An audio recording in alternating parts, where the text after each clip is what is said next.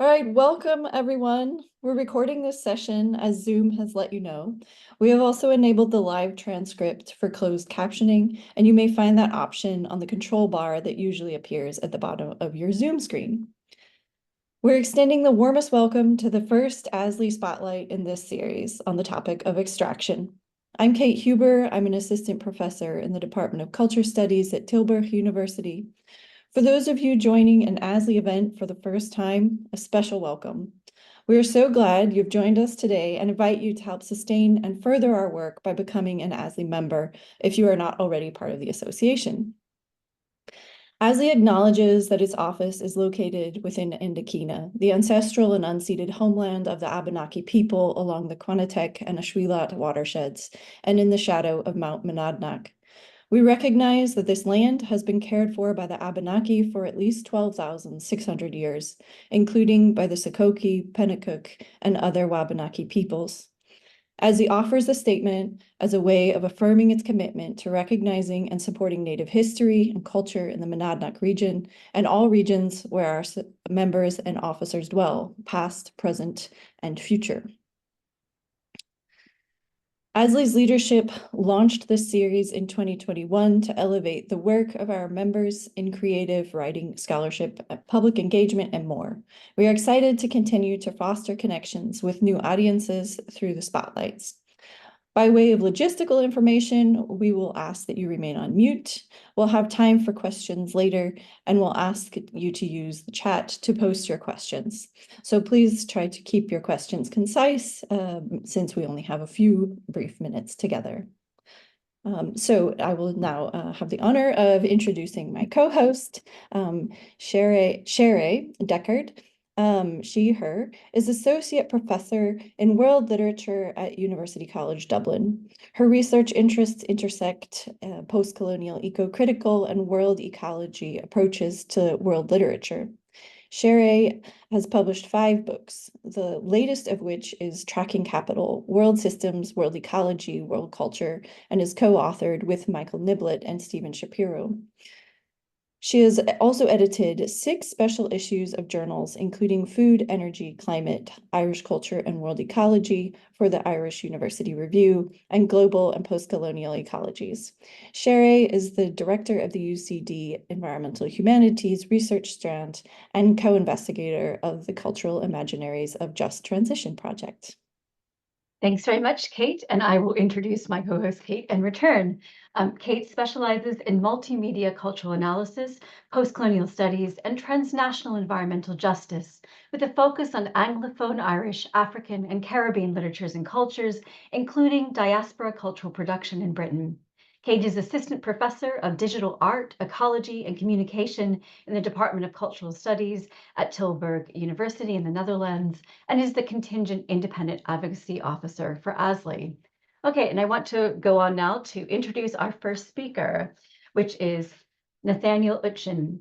Nate is Assistant Professor of Sustainability and Environmental Studies at Ramapo College. Before this, he was a postdoctoral fellow in the High Meadows Environmental Institute at Princeton University. An interdisciplinary environmental humanist, he specializes in multi-species justice theory, energy humanities, and literary and cultural studies. He's currently working on his first book, Entangled Lives, Multi-Species Selves, Justice and Narratives, and co-directing an ongoing project called Mining for the Climate, which I think you're going to hear a little bit more about today. In addition, he is the co-editor of a forthcoming special issue in the Minnesota Review on multi-species justice and narrative. His published research can be read in Environmental Humanities, the Animal Studies Journal, ASLE, and AB Autobiography Studies, among others. So I'll hand over now to Nate. Fantastic. We'll wait for the screen to load here.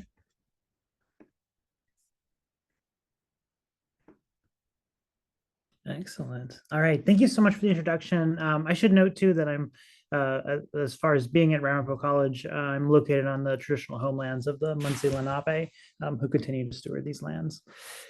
So yes, I'm here to talk a little bit about Mining for the Climate, which is an audio documentary series, or you might also call it a podcast series that examines the impacts of domestic critical mineral extraction. Mining for the Climate considers how old and new forms of mining are fueling the energy transition and what the consequences are of a more mining dependent society on humans, other beings, and the climate if if the policy continues to move in that direction. So season 1 was released in February 2024, and it takes listeners to a proposed lithium mine in Gaston County, North Carolina, which is primarily an agricultural region that's hailed by the green tech and also the energy companies as a future hub for the production of lithium batteries. They often call it the battery belt. When we were there, we talked to local residents who opposed the 1,500-acre open pit mine proposed by a lithium mining company called Piedmont Lithium. And the series also delves into the issues at stake if domestic reliance on mining deepens. I co-created the project with Juan Manuel Rubio in 2022 and have recently been working on a second season with Jessica Ng, which includes a mapping component.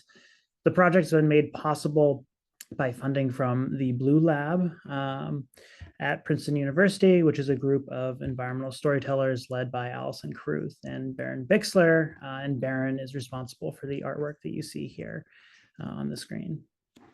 I'm currently in the middle of producing season 2, which examines how lithium mining in what is now Northern Nevada and Southern Oregon on the traditional lands of Paiute and Shoshone peoples enacts indigenous dispossession and threatens endangered species. I think there are 3 main goals that really drive the project, propel the work that we're doing. The first is really an effort to ask how climate change policies are felt and experienced on the ground in living communities. We're all committed to supporting these communities and to sharing their stories in culturally specific, culturally relevant, and I think culturally appropriate ways. The second goal is to center justice, especially the question of cui bono, or who benefits, from these technologies, from renewable energies, and to really center justice in conversations about the energy transition. This is really an attempt to upend and complicate the logics that are premised upon the greater good, sacrifice, or even emergency that I think currently dominate how the energy transition is narrated and framed. And then the last goal is pedagogical. We want to help develop the next generation of environmental storytellers. So students really form the backbone of the project and do so much of the work, from interviewing to writing and producing these stories. And I owe a big thanks to the 5 Princeton undergrads who have made the first 2 seasons possible, who are Alex Norbrook, Grace Wang, and Max Widman from season 1, and then Chris Bao and Jose Santa Cruz from season 2. I'd love to play just a short 1-minute clip, if that's possible, of from the first episode of the first season. And so let me see if I can figure out how to do this really quick. 8,000 feet beneath my feet, there's enough lithium to power America's electric car industry into the foreseeable future. There is a treasure potentially worth billions of dollars. He takes us to a remote part of California near the border with Mexico. And $1 billion project promising to transform this region. Now, what some people are calling California's Lithium Valley is an economic and environmental wasteland.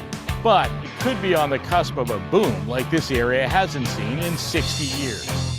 Gaston County homeowners are voicing their opinions to state regulators about a proposed lithium mine.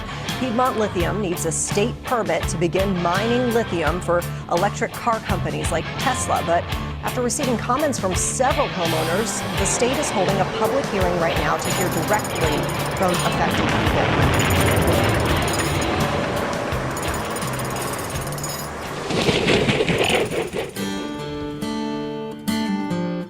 How dangerous is the idea of a mine? Mines have scarred the earth. They have displaced communities. They have provided and they have taken. But not every mine gets built. And not every mine needs to be built. Yeah, so just a little taste of what the first episode and the first season is going to sound like. But I look forward to being in conversation with everyone else. So thank you. Great, thank you so much, Nate. That was wonderful, and I look forward to the conversation afterwards. Next we'll hear from Petra Kuppers. Petra, she, her, is a disability culture activist, a scooter wheelchair user, and a community performance artist. Her fourth poetry collection, Diver Beneath the Street, investigates true crime and eco-poetry at the level of the soil, bringing together life and death. And it was published by Wayne State University Press this year.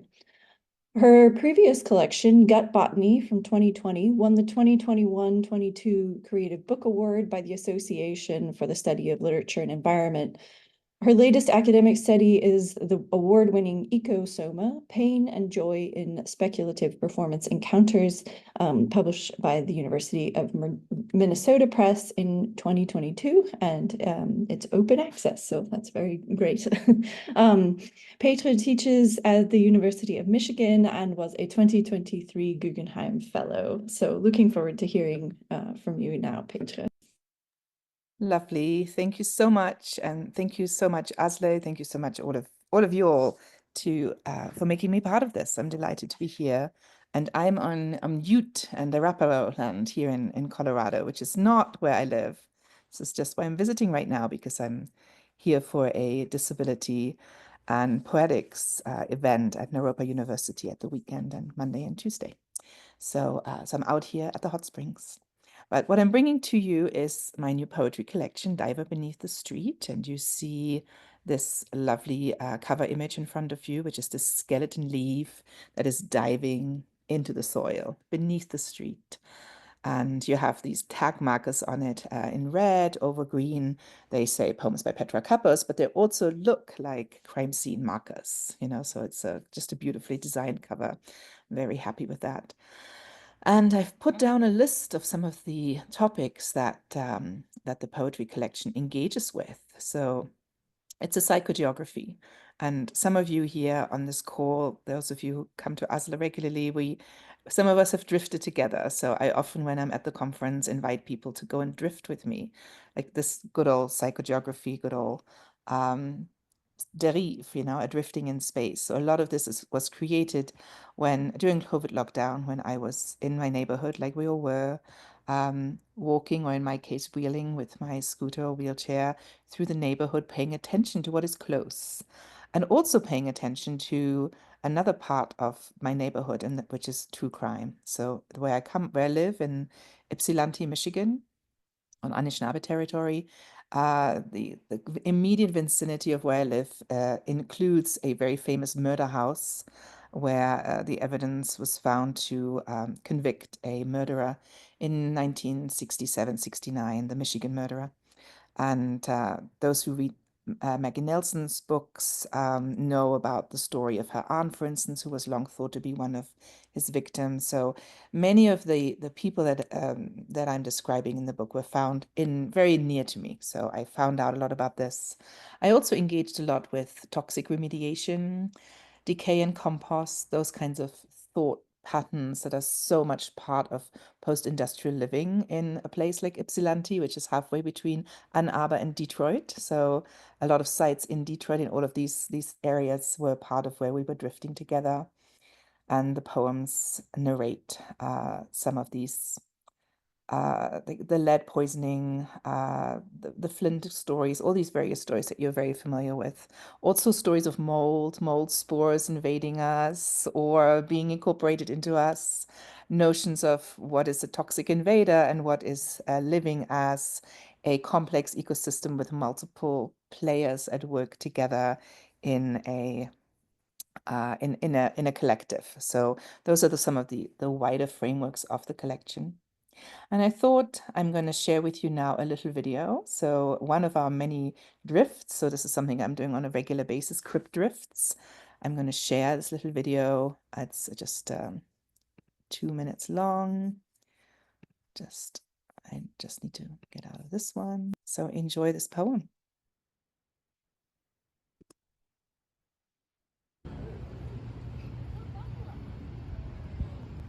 Maceration, bubble gas.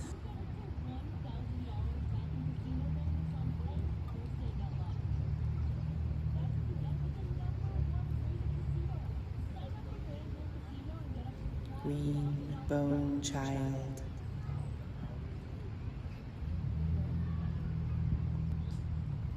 Rain drives nutrients into flow.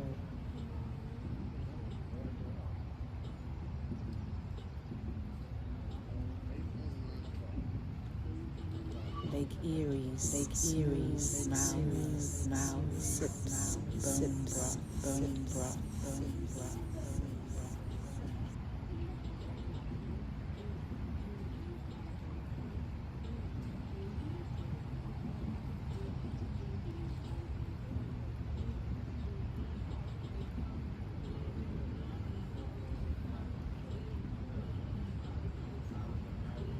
Trickles slow, earth child.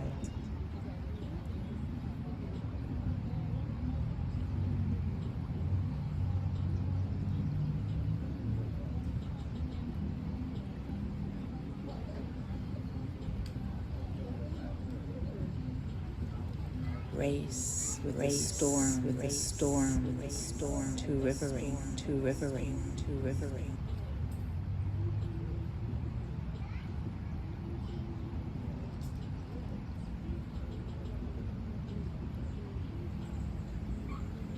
To open.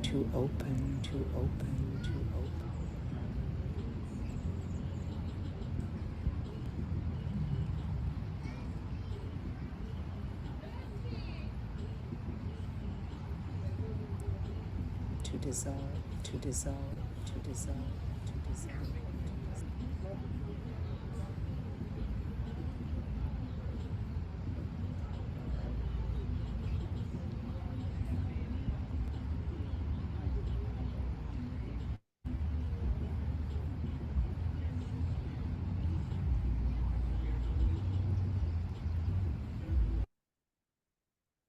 There we go.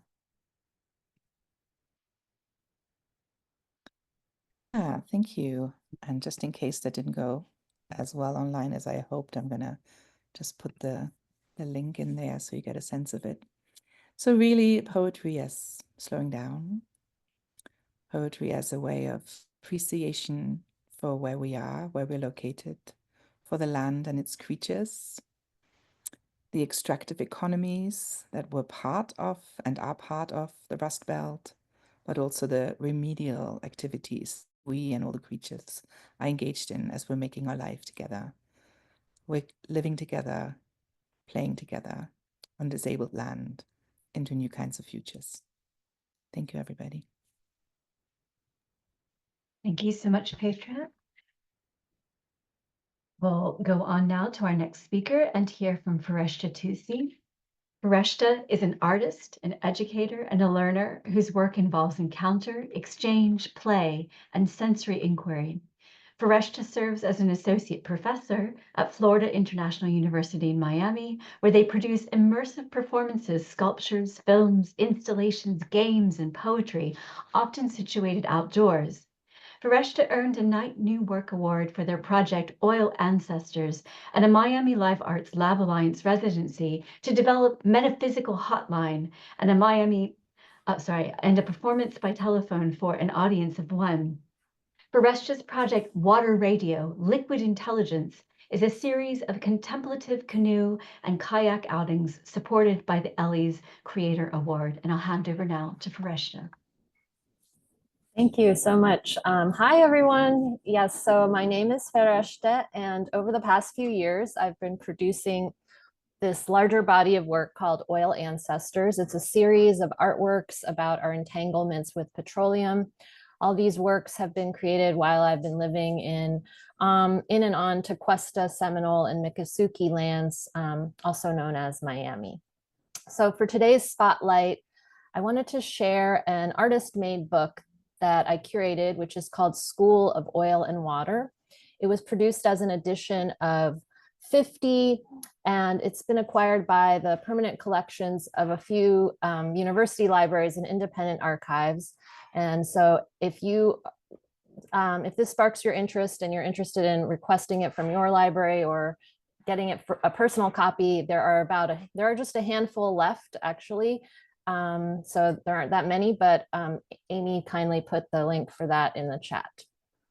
So to tell you more about this, basically the idea is that it was inspired in part by science lab kits and also Fluxus art kits.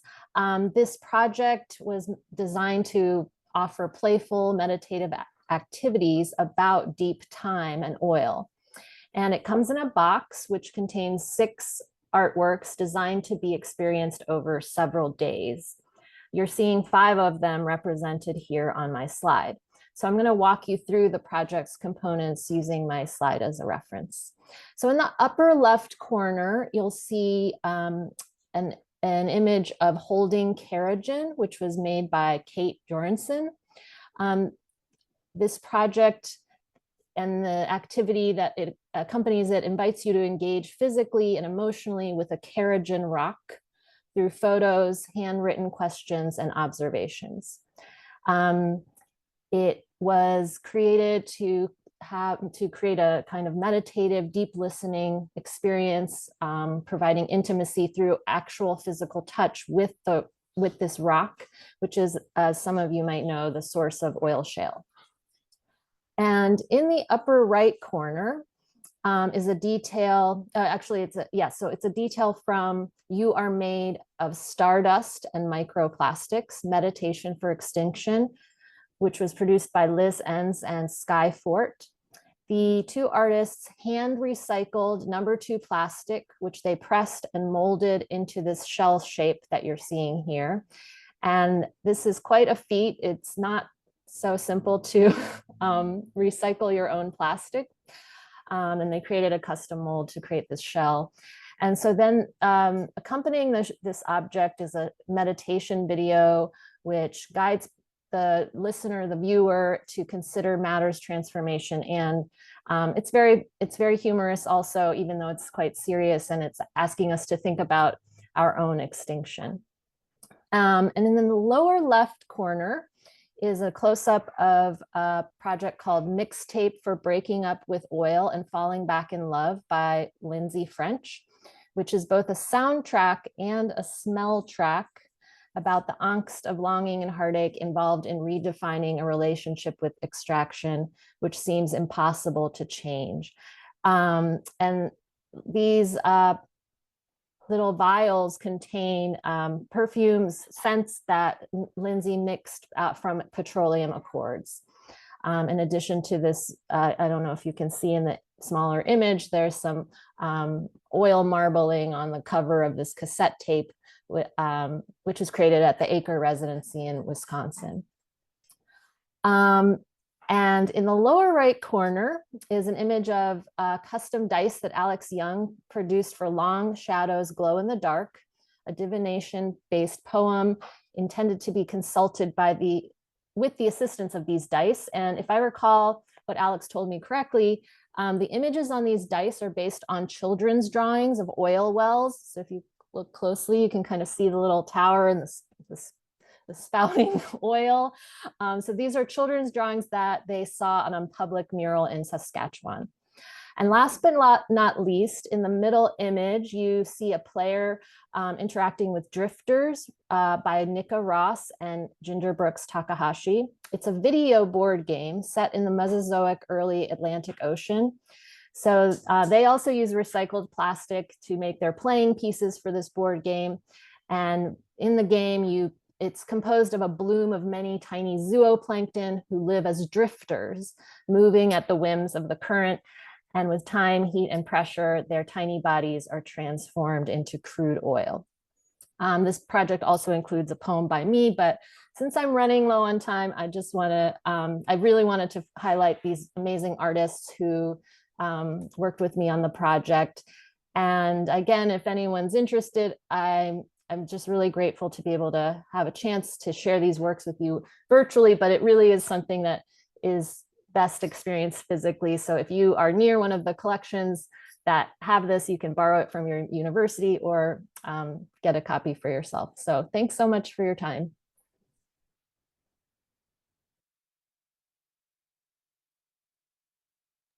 Wonderful. Thank you so much, Fereshteh. Yeah, I want a copy of this for teaching. I think it sounds amazing.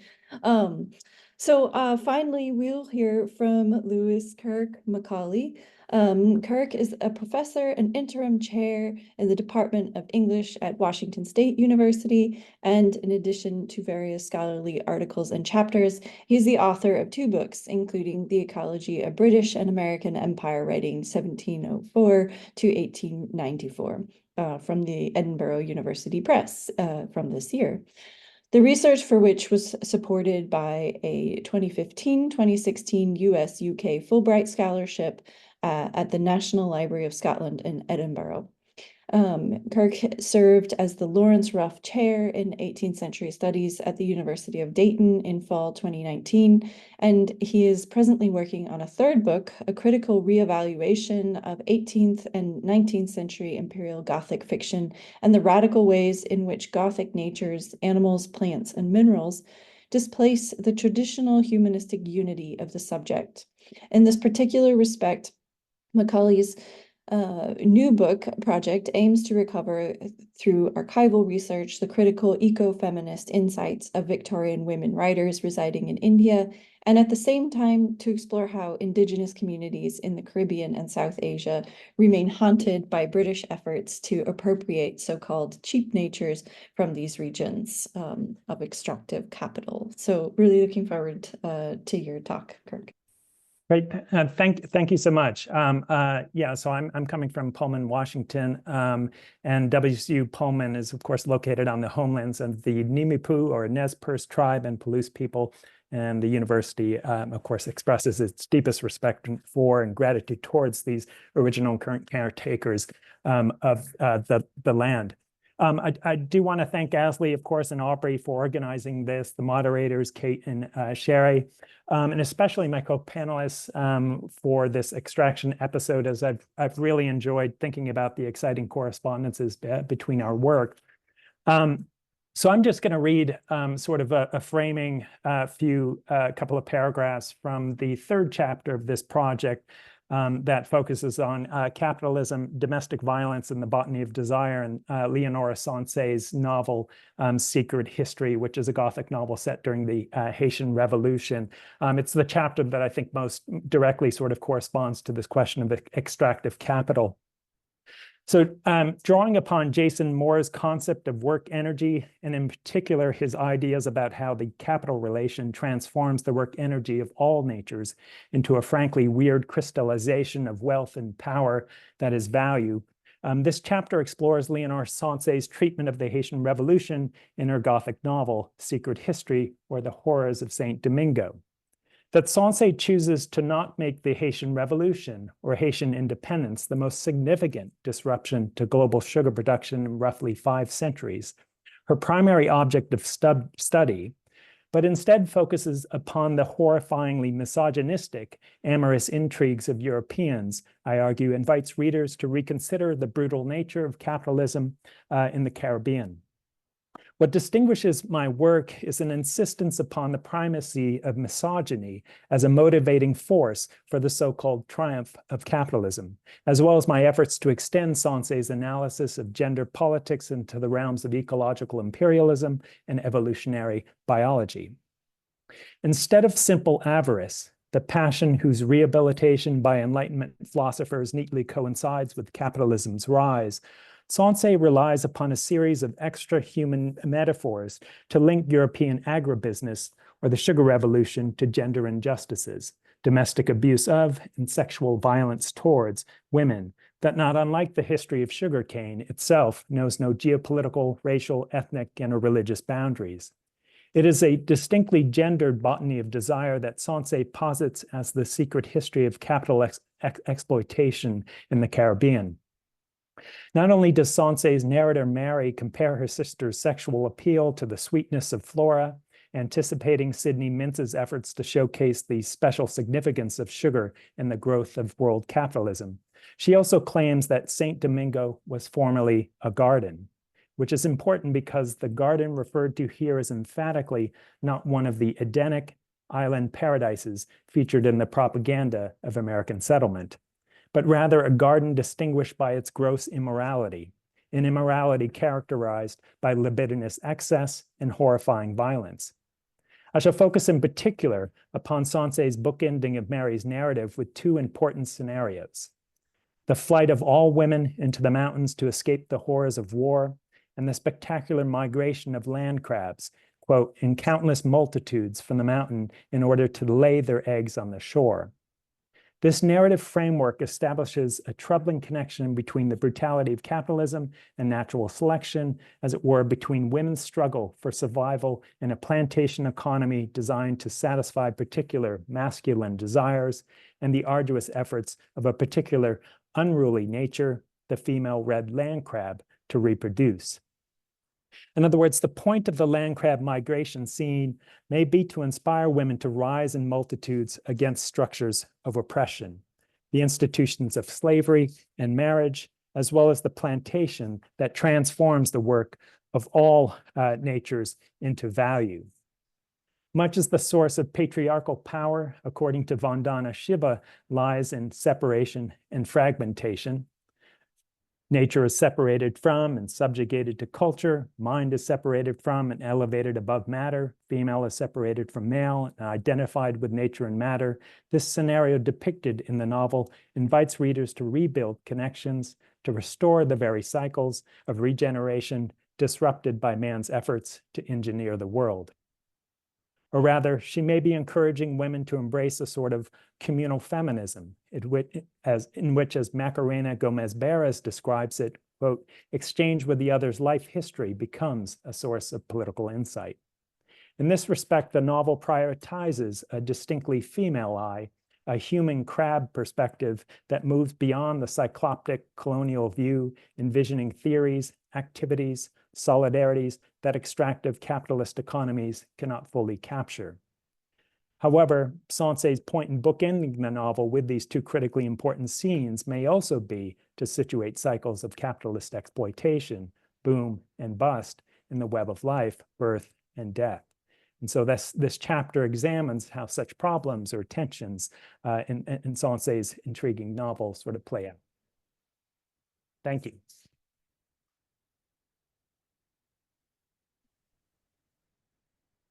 Thanks so much to all four of our speakers.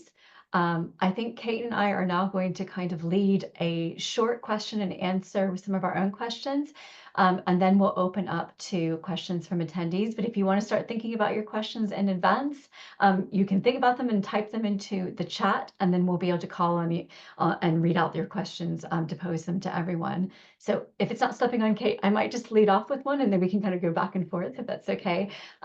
So I just wanted to kind of start with my first question, just to ask everyone here whether or not in your creative or your critical practice you have encountered particular challenges or possibilities in representing different kinds of extraction, whether representing or analyzing. Do you find that some forms of extraction or resources are more visible or more occluded? I'm thinking here even of the kind of the underground and the leaf sinking into the soil and Petra's cover image there. Are some things more subterranean and others are starker and more visible? Are certain kinds of resources, fuels or ores, sometimes represented in ways that are more charismatic? I think here sometimes of my frustration, say with sometimes petrocultures has been so kind of dynamic as a field that I think sometimes other kinds of resources, including non-fossil fuels or new rare earths or critical minerals like things like lithium, et cetera, they sort of can get neglected in both analysis or sort of representation. So I'm just wondering if people could kind of reflect on your own either scholarly or creative practice and how you think about these sort of challenges around visibility and representation. I can begin that one because quite specifically what comes up a lot in my work is lead, of course. So where lead comes from, how it is, where it is in the soil, what it looks like, what it feels like, what it tastes like, and then what happens with it is if it's part of paint, if it's part of old houses, what it does inside the human body, so the whole kind of cycle around lead and how it engages human and more than human biology is something that I'm trying to witness in some of this work, some of these, the hidden. I mean, there also is something very interesting to me about things being in the soil and what happens when they're exposed to the light. I'm trying to play with a comfort of darkness and what happens with the creatures that inhabit the darker realms, and what kind of mineral traces might be composted, might be transformed there, and then what happens when they are in, for instance, in colors, in paint. What happens when they become a kind of snow that moves through the air in old buildings? So questions like that are really sensorially very interesting to me. And I know in my drifts, I often do go to oil because it's so much of what surrounds us is oil based. So I'm asking people often to become aware of what, for instance, right now, what are we all sitting on? Are you sitting on material that might be oil derived? So in a drift, I would take you on a journey to think about where does this material come from? Which human hands touched it before it touched your body? And, what other than human touches did this material go through? So those are the kinds of questions that I find really interesting. So yeah, many different kinds of ways in which we are connected to what is deep below us.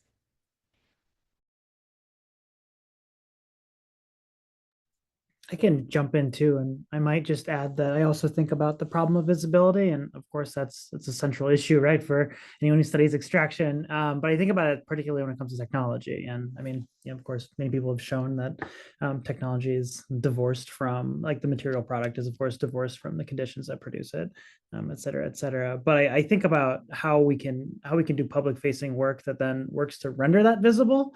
And so part of the goal, of course, with producing an audio documentary series is to show how this disconnection happens, and then also to show the particular communities who are impacted by these activities, right, that produce these technologies.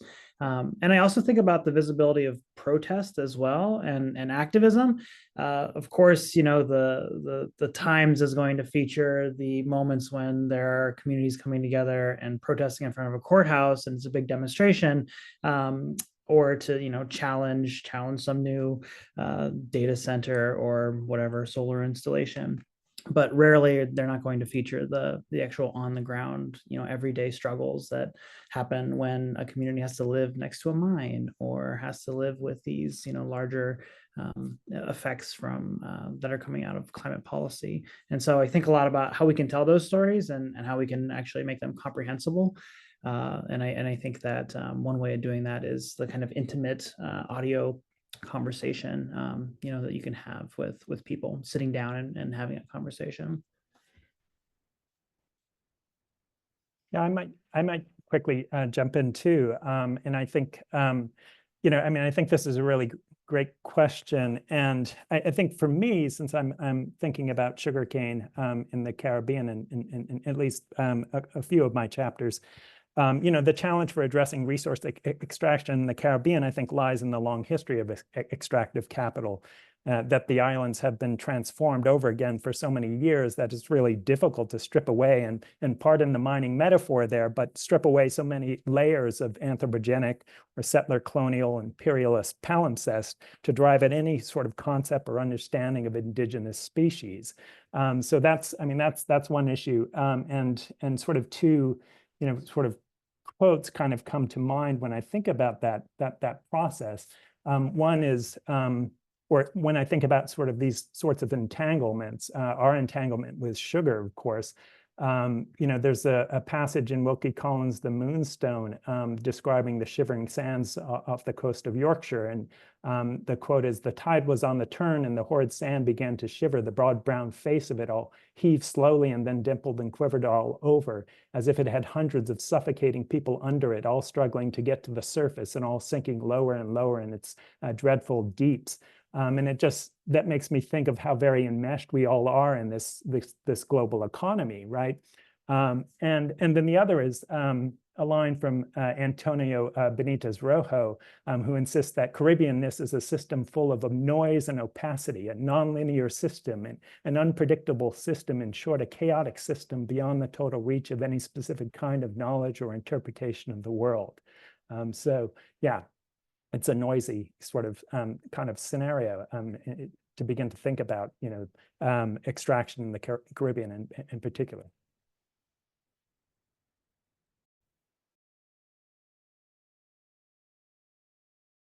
I can chime in. Oh, hi. Yeah, I actually did a project of several years before this one that was about lithium. And it was sparked by this, actually a tourist guide book that I read that was talking about how every one of us probably has a piece of Tibetan. I was going to China and then I traveled to Tibet, and that the idea that every one of us has a piece of Tibetan lithium in our pockets. And that actually was the project that started me on this path to maybe thinking more broadly about extractive industries at large. But I guess I do think the ubiquity of petroleum does make it that it is something that even in, well, especially in the United States, like there was oil prospecting in the Everglades National Park, which is Miccosukee land that the Miccosukee people were resisting. This was happening within the timeline that I was creating this project. And I hadn't thought of South Florida as you know, oil lands, right? But I think that, so there is that connection people want to make. So from going to Tibet, that was how I got connected to like thinking about lithium, and then realizing, okay, where else in the world is this happening? So I am interested in working on projects that have some connection to my own daily life, I guess I would say, or in this case, like realizing like, oh, it's all, if you look for it, you might find evidence of it. So I also am appreciating today, just from the previous responses, this connection between like my own practices as a gardener and thinking about soil. How is the land used in terms of agriculture? And, you know, sugar is definitely a big part of the economy here in South Florida, our connection to the Caribbean. So I feel like once I start putting these threads together, like I can't stop moving. So one project leads to another. And I do find that like, maybe there are some topics that are more charismatic at some point in time or another, or we could say trendy. But I also feel like I have the same issue when I work on issues around water.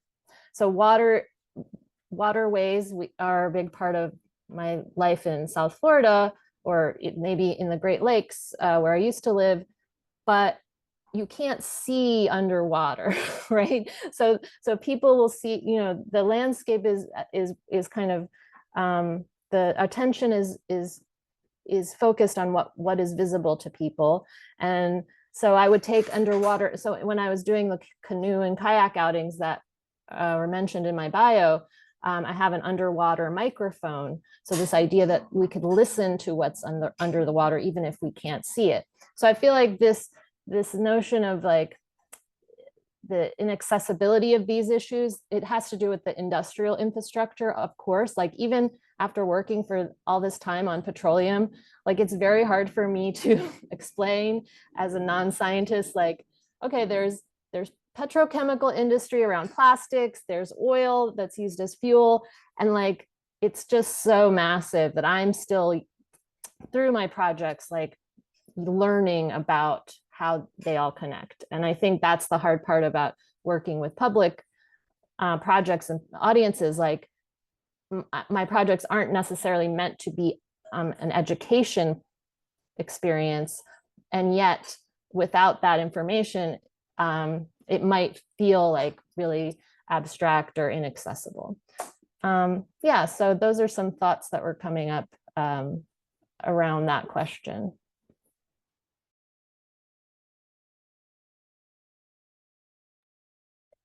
Thank you for that. I'm curious if there's any questions in the chat.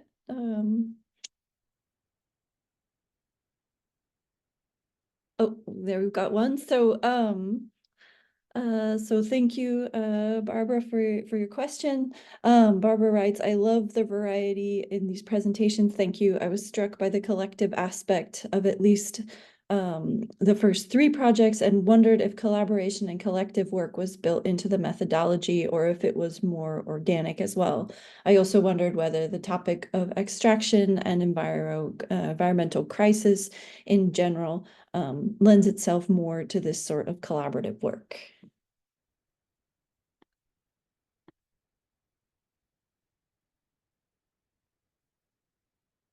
So if anyone wants to jump in on Barbara's question. I can go with again first, maybe, if no one else wants to go first. So as a community artist, yes, yes, and yes. I mean, it's all my main practice is indeed as a community performance artist. So the poetry work, which is of course single authored, there's one name on the book, is in a way a side project. That's not really quite the right way to say it, but it's an aspect of the work. It's kind of what falls out. It's the detritus of the community performance work that I do in neighborhoods, in our little neighborhood in Ipsy, with people all over the US. As a disability performance artist, I work with many fellow activists as part of the Olympias, as part of Total Disco, and I write about that in my more academic writing. So Ecosoma, the book, for instance, does talk a lot more about really rich collaborative environments where people take on ableism, racism, misogyny, and all the various issues that really impact us so strongly and impact us in really integrated ways.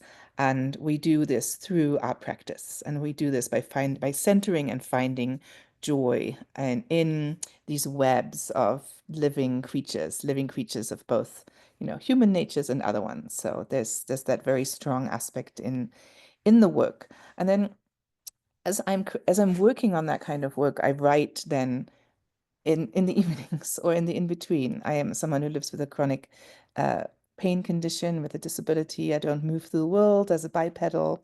So my motor being in the world is quite slow. I can kind of control the world from my laptop, but I can't really outside of a room. It's very slow.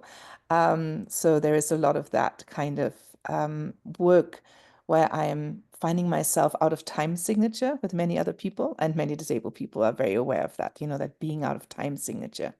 And poetry is a wonderful way, I think, to witness alternative time signatures. And that's not just human time signatures, but also a tree's time signature, the time signature of a settler, a kind of pink settler worm that came over on ships from Europe as indigenous worms were actually eradicated during an ice age. And so we're having all these European-derived worms underneath our houses who are extruding mucus in the fall and make themselves a little mucus nest beneath my house. So I'm interested in writing with the time signature of that pink settler as this white settler on top.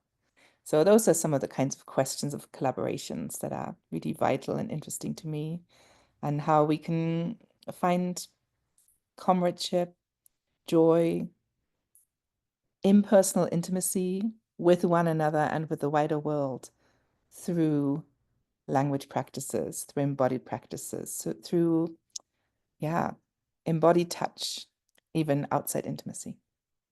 Thanks for that lovely question, Barbara.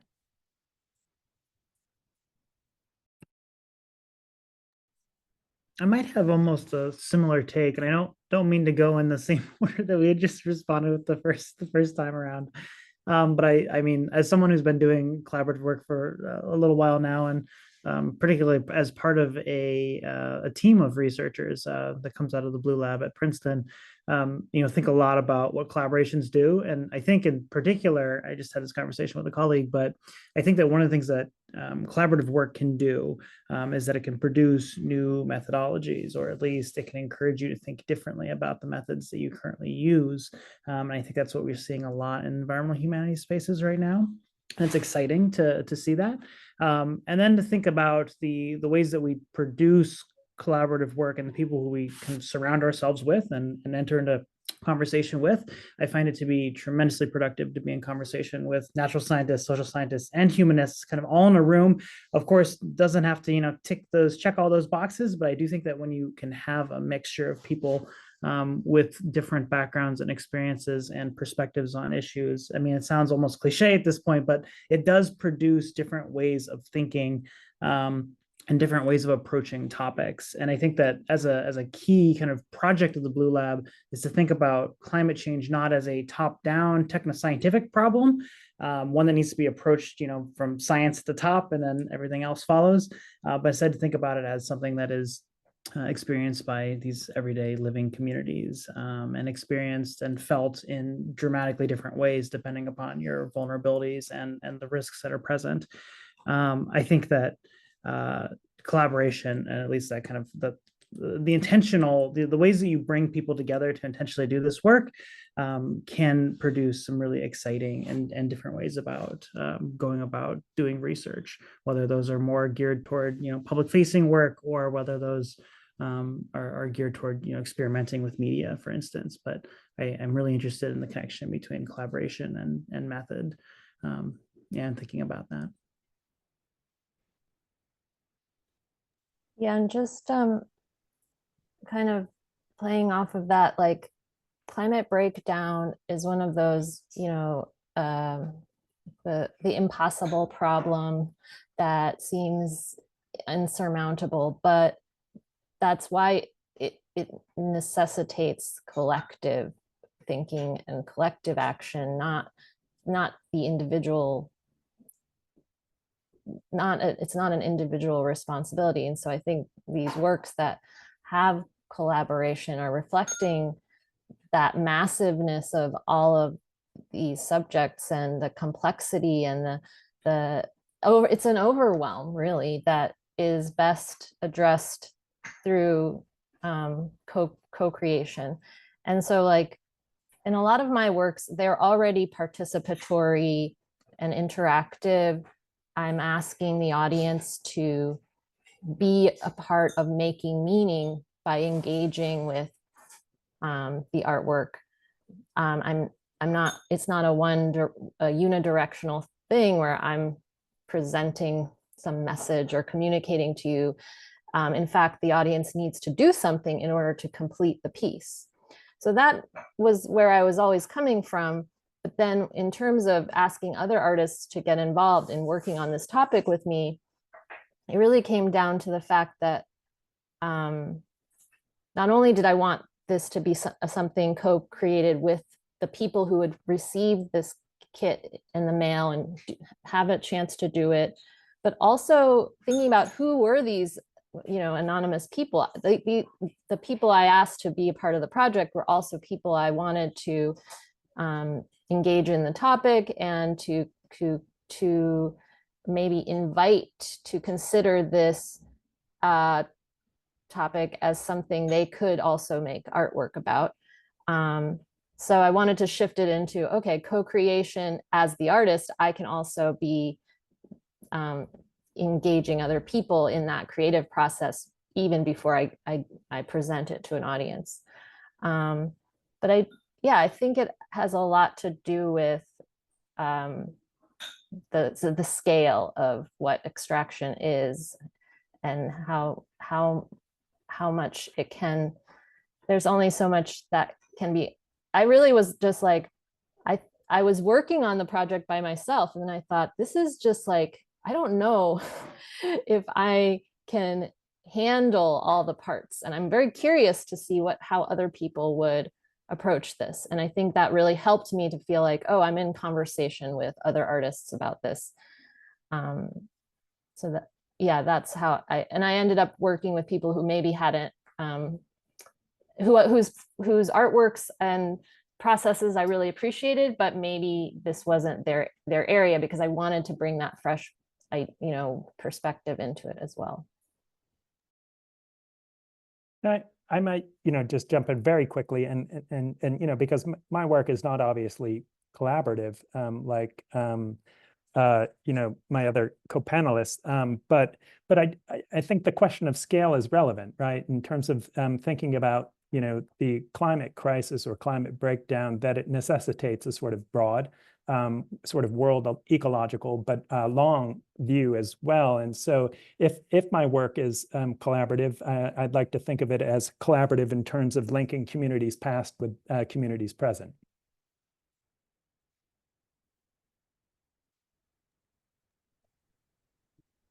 I think we're reaching the time here. I didn't know if there's any further questions. I don't want to leave anyone in the audience out.